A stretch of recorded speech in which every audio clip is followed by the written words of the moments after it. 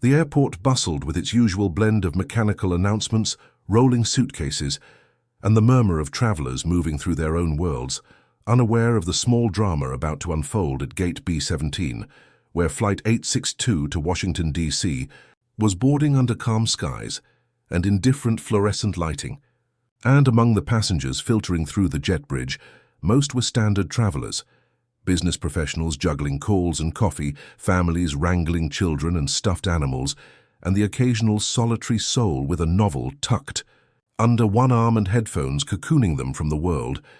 But nestled in that crowd, quiet and seemingly inconspicuous, was an elderly black man in his late 80s, his posture stooped but proud, wearing a navy jacket that looked like it had stories stitched into every seam, worn slacks pressed with deliberate care, polished shoes that had clearly walked 1,000 purposeful miles, and eyes that carried a history he never volunteered, but never denied.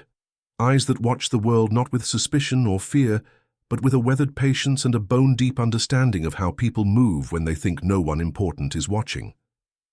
His name was Harold, but no one asked, not at first, not when he handed over his boarding pass to the gate agent, not when he shuffled down the aisle of the aircraft toward his assigned seat in business class, not when he eased himself into seat 4A with the slow grace of someone who measured time, not by minutes but by moments. Because for Harold, every moment was earned, every breath a quiet defiance of time's attempt to erase the sacrifices of those who lived so others could inherit freedom. And as he settled in, adjusted the seatbelt with fingers that once held a rifle steadier than most men could hold a coffee cup, he attracted little attention, which suited him just fine. He wasn't looking for acknowledgement, applause, or explanation. He'd had his share of medals gathering dust in drawers, ceremonies where politicians shook his hand but avoided his eyes, streets named after men like him but paved over the memories of who they really were.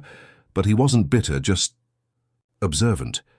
And so when the sudden sound of heels clicked sharply down the aisle and a voice like sharpened glass sliced through the hush of boarding procedures, Harold blinked, turned his head, and saw her, a woman in her early 30s dressed in a crisp navy business suit that screamed success and self-importance, blonde hair pinned back with precision, red lipstick applied like war paint, and an aura that radiated entitlement so thick it displaced air around her.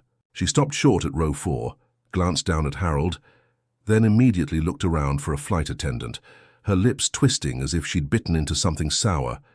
"You're in my seat," she snapped, holding up her boarding pass like it was a legal summons, and Harold, who had endured bullets and bombs, prejudice and praise, simply looked up with the calm of someone who knew what came next, because he'd lived this chapter before, in airports, in restaurants, in jobs, in life. He nodded once, held up his own boarding pass in a steady, calloused hand and said, "This is my seat, 4A. His voice low but certain, a voice used to issuing orders under fire but choosing peace when possible. And for a moment, it should have ended there, should have been a misunderstanding quietly corrected. But the woman wasn't looking for logic. She was looking for supremacy, and her eyebrows arched, disbelief writ across her face. "That's impossible," she said, loud enough for the row behind them to hear. "I paid for business class, full price. You probably got upgraded by mistake or something. There's no way this is your actual seat." Harold said nothing at first, just offered his boarding pass again with the same quiet patience he used when enemy combatants shouted threats they couldn't back up, and the attendant who had been checking seatbelts 2 rows down arrived, smile, polite but strained, and asked what the issue was, to which the woman immediately launched into a breathless explanation of how she was being unfairly displaced, how there must have been a clerical error, how it didn't make sense that this man, she never said old, for never said black, but her tone did, could possibly be in her seat, and the attendant, a young woman named Sarah, glanced over the passes, confirmed quickly and quietly that Harold was, in fact, in the correct seat, and that the woman's seat was 4B, directly across the aisle.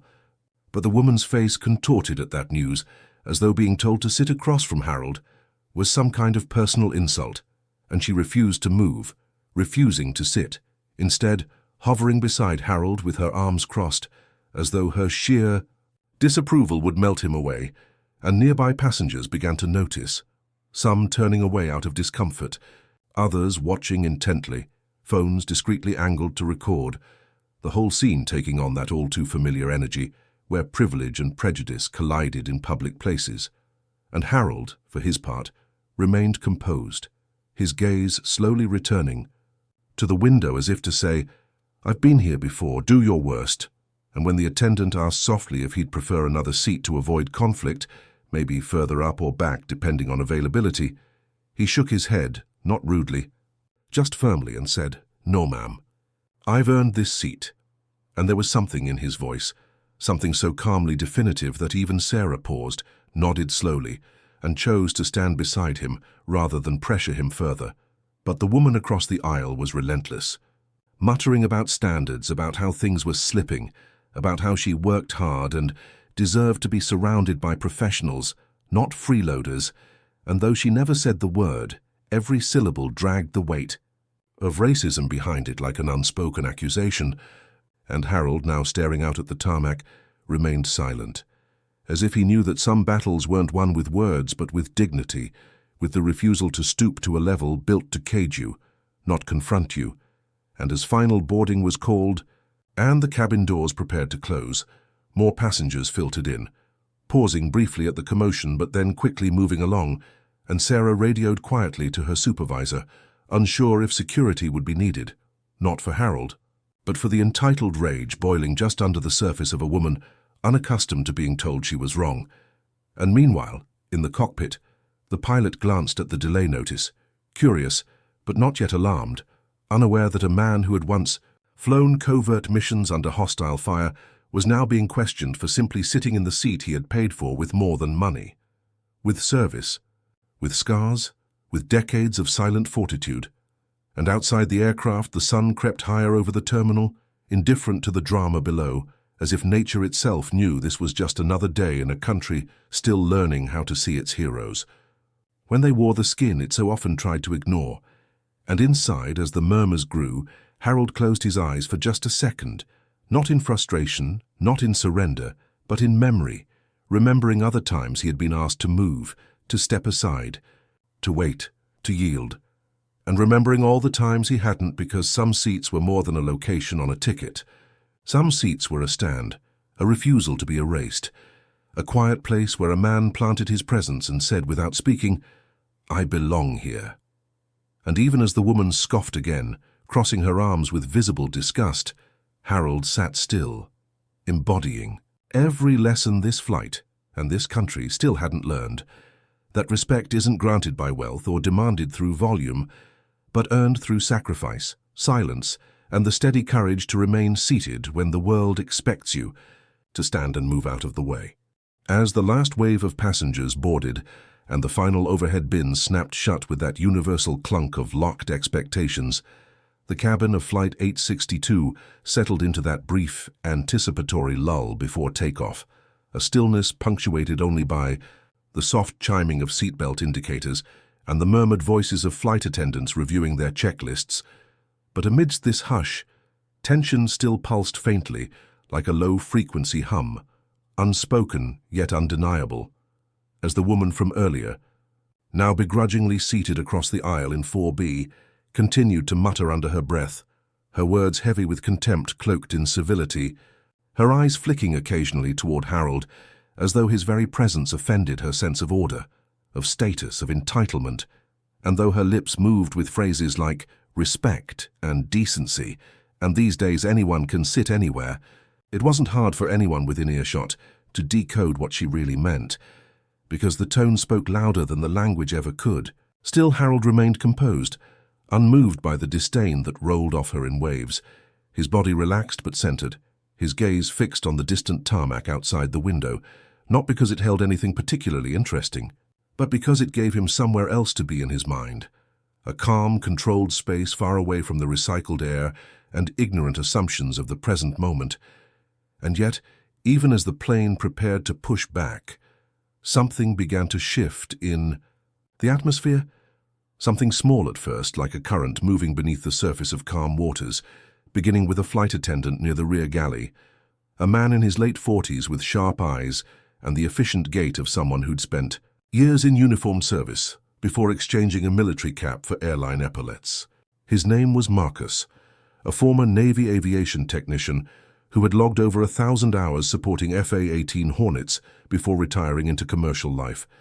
And as he moved through the cabin, checking for unsecured bags and unfastened belts, his eyes drifted forward to where Harold sat, and something about the old man's face struck a distant chord, a flicker of familiarity that caught Marcus mid-step, triggering a sudden stop, a squint, a tilt of the head, because memory, especially military memory, works in strange ways. Sometimes it hides for years, tucked behind the fog of routine, and then resurfaces in a flash when the right face or name or posture slices through the haze. And that's what happened now. Marcus recognized him not just as someone he might have passed in a hallway at the VA or glimpsed in an old documentary, but as Colonel Harold L. McLean, a name spoken with reverence in the naval and airborne circles Marcus had once called home. A man whose courage under fire in the most brutal jungles of Vietnam had saved an entire platoon. A man whose photo once hung in Marcus's boot camp hall alongside other Medal of Honor recipients. A man whose story had been passed around mess, halls like sacred lore. How he dragged 4 wounded men through enemy fire with a shattered ankle. How he refused evacuation until the last of his team had been airlifted to safety. How he later served in classified operations through Desert Storm, mentoring younger soldiers and earning respect not through barking orders, but through leading, with quiet, unshakable command. And now here he was, sitting silently beside a woman who had dismissed him as if he were invisible, and the weight of that realization slammed into Marcus with force. Without hesitation, he turned to the nearest attendant and whispered urgently, "That man in 4A, I think that's Colonel Harold McLean, Medal of Honor Vietnam Delta Company. Can you check the manifest?" And the attendant, startled by the gravity in his voice, nodded and quickly accessed the digital tablet that held passenger details, scanning down until the name appeared. Harold Leonard McLean, and both men exchanged a look, not one of mere recognition, but of awe, like historians stumbling upon a living monument hidden in plain sight. Within seconds, another call was made from the galley, this time to the pilot, a man named Captain Robert Haynes, who had served 2 tours in Afghanistan as an Air Force officer before joining civilian aviation, and when he answered the call and heard the name, his breath caught mid-sentence. "You're saying Harold McLean is on my flight?" he asked, already standing from his seat, his co-pilot looking up in confusion as he explained briefly, "He's the reason my uncle's alive. He pulled him out during a firefight in '69. I grew up hearing his name more than I heard Santa." "Klaus?" And with that, Captain Haynes reached for the cabin intercom but paused, thinking, no, this required more than a voice from behind a locked door. This required presence, reverence, and recognition. So he signaled the attendants to pause final prep, radioed for a short delay, and then stepped out of the cockpit, buttoning his uniform and moving with purpose down the aisle as passengers looked up from magazines, earbuds, and neck pillows, wondering what was happening as the captain moved past them, not stopping until he reached row 4, where Harold sat as still as ever, unaware of the storm building around him. The entitled woman furrowed her brow, clearly irritated at the interruption, muttering, "What now?" as she checked her phone again. But the moment Captain Haynes stopped in front of Harold, turned to face him, and then snapped a crisp military salute that rang through the quiet cabin like a shot of lightning through glass. The entire atmosphere changed. The woman's voice fell silent, the passengers' idle chatter vanished, and Harold, startled at first, slowly turned his head to meet the eyes of a man clearly struggling to keep his composure. "Sir," the captain said, voice slightly trembling, "it is an honor beyond words to have you aboard this flight. You are a legend in my family. You saved my uncle, Master Sergeant Ellis Haynes, during Operation Iron Fang. He told us about you every Christmas, every birthday, every 4th of July. Sir, welcome aboard." And Harold, blinking in disbelief, sat up straighter, a flicker of memory returning in his mind. Ellis, the kid with the shrapnel in his thigh, crying for his mother while tracer rounds lit up the trees. Yes, he remembered.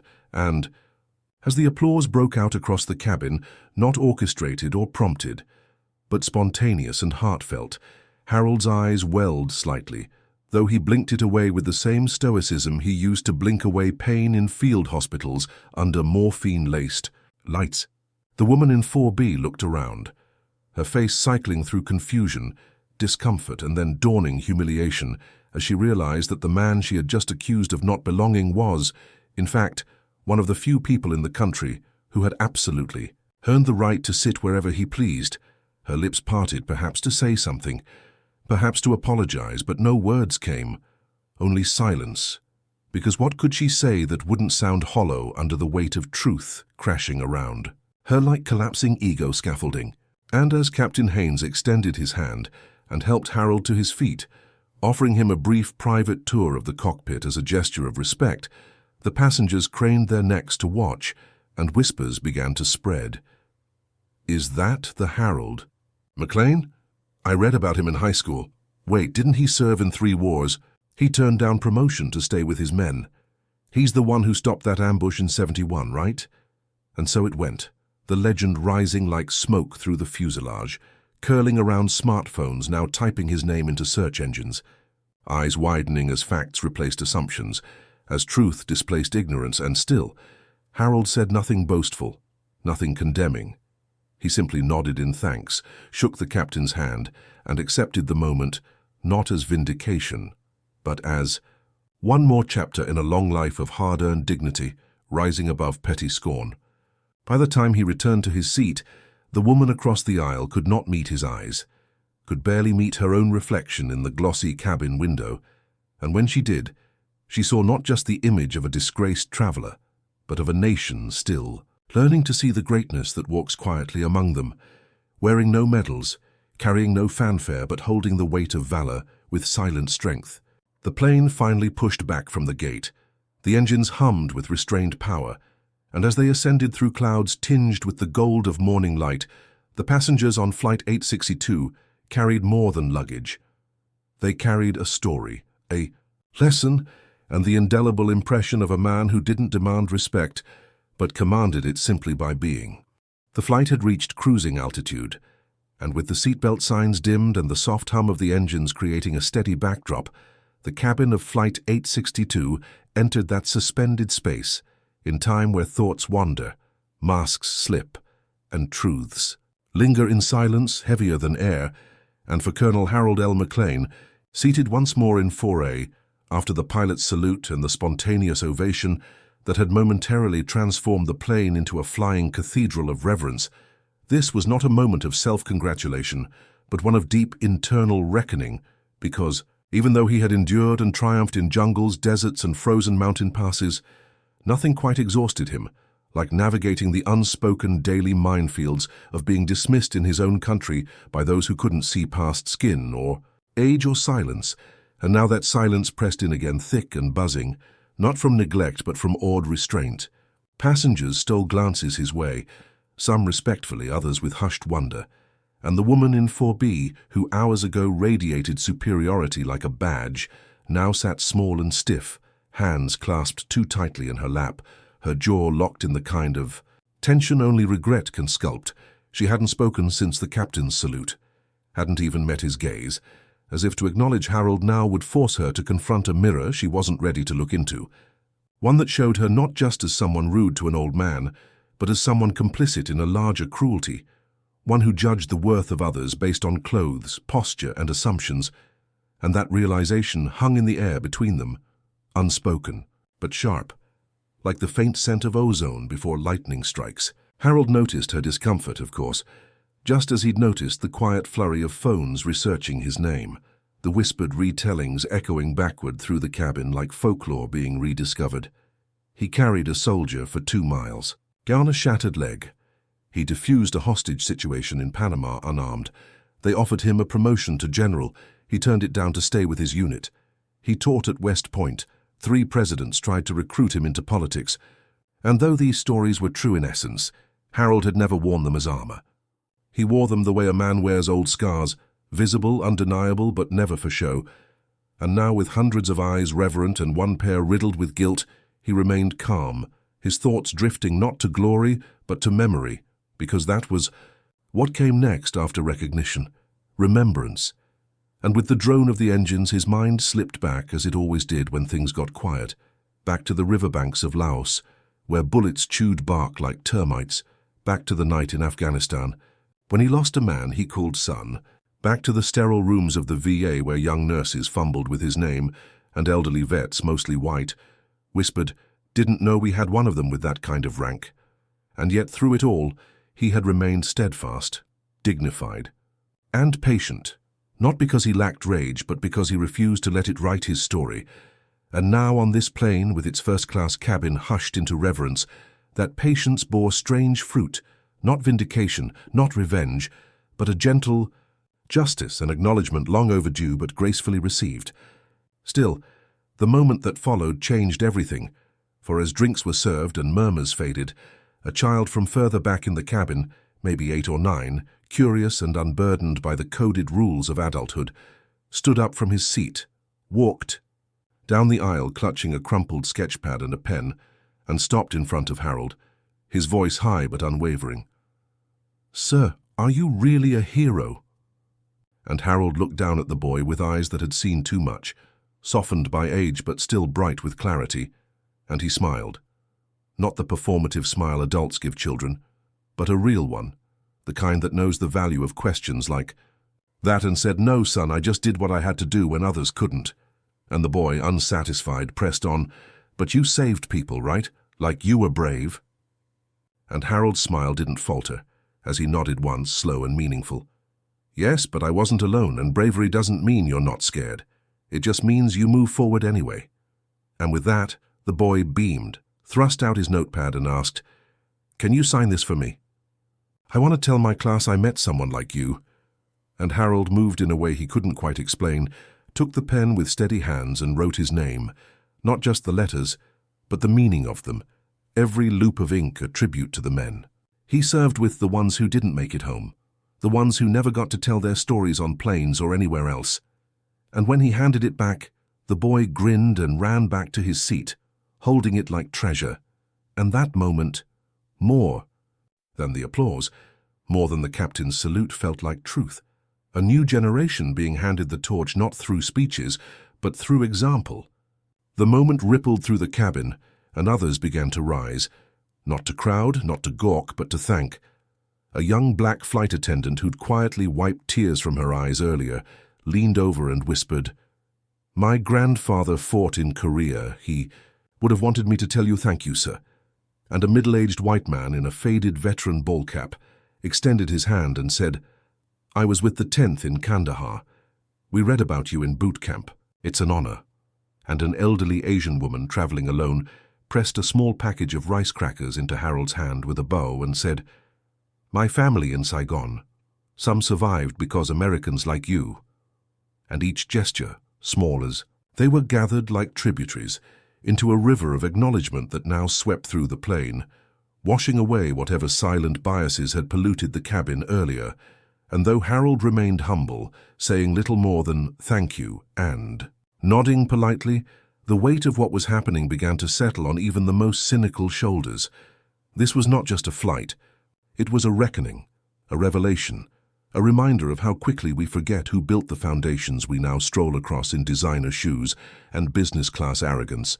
And though Harold himself had no need for pomp, the truth demanded light, and light had finally found him at 35,000 feet.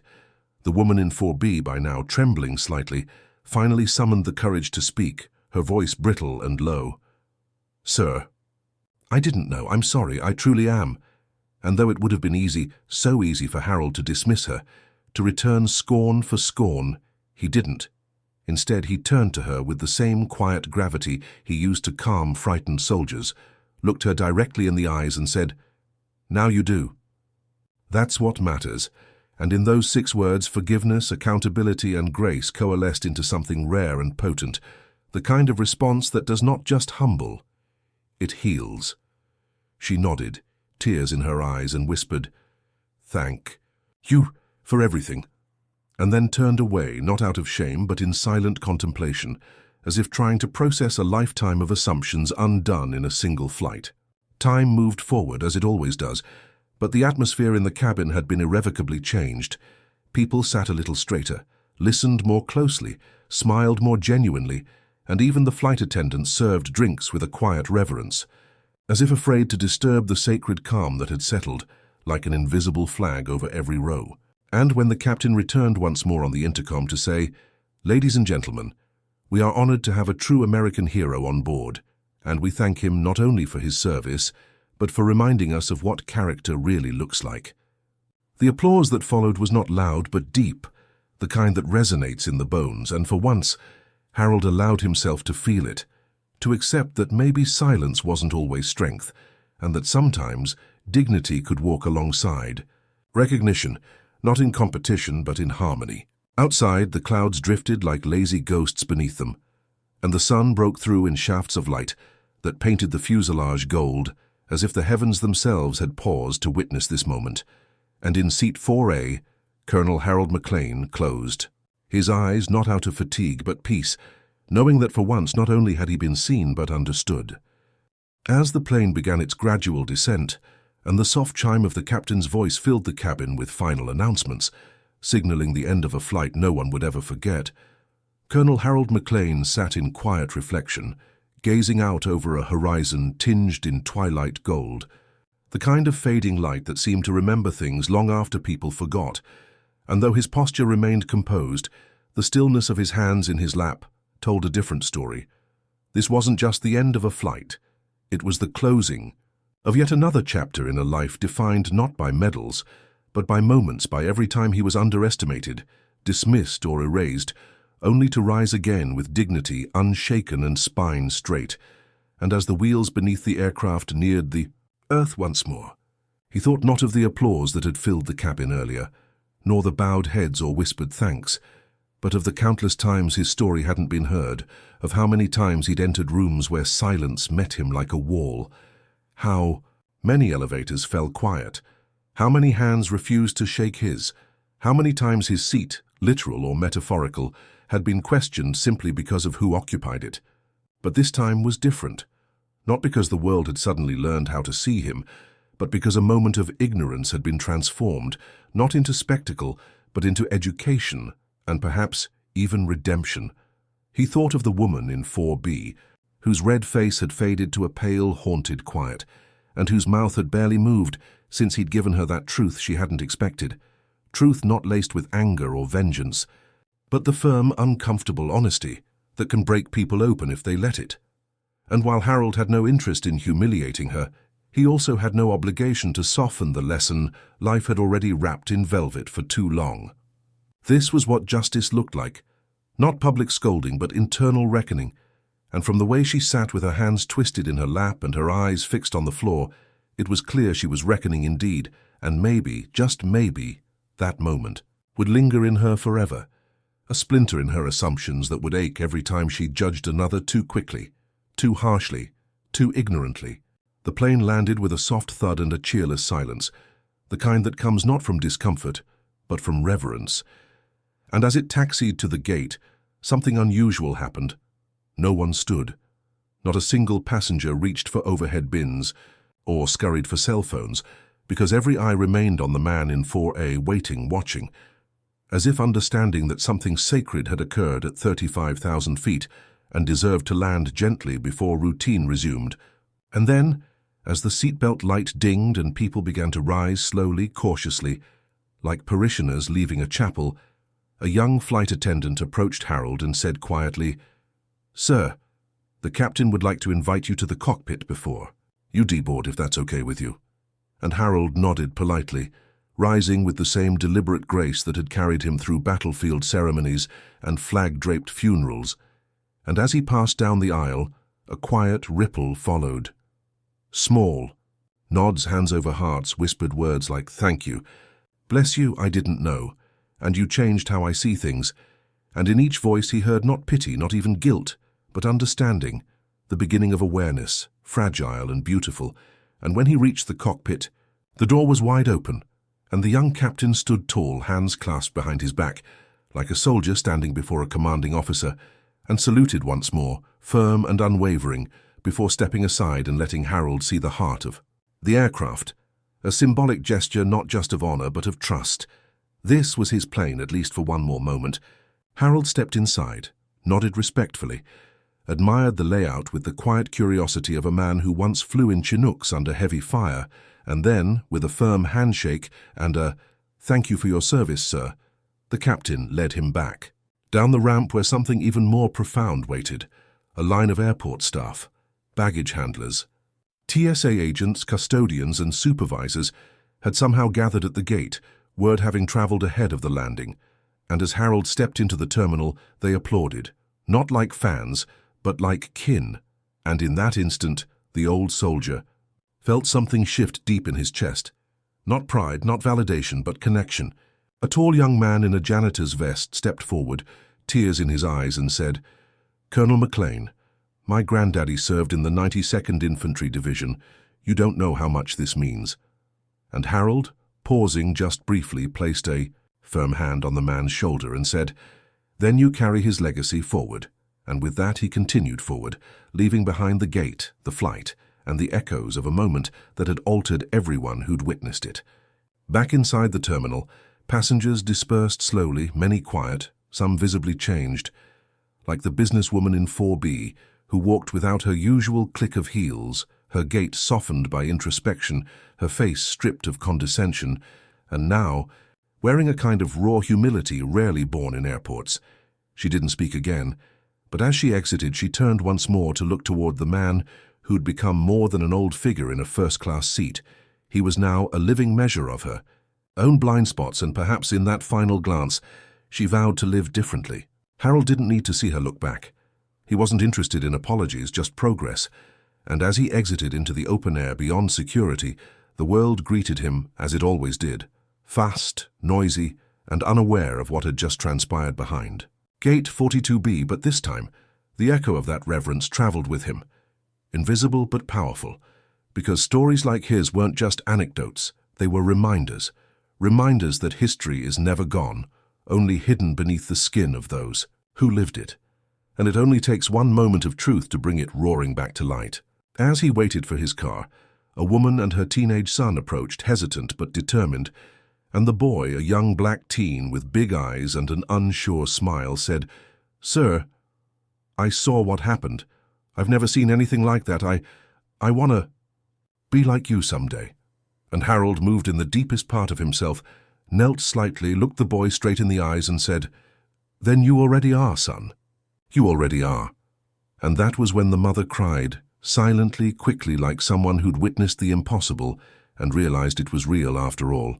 And Harold, steady as always, rose once more and nodded toward the horizon, knowing that his fight had never been for glory or medals or even seats in first class, but for this, the passing of wisdom, the planting of seeds, the changing of minds, not with fury but with truth.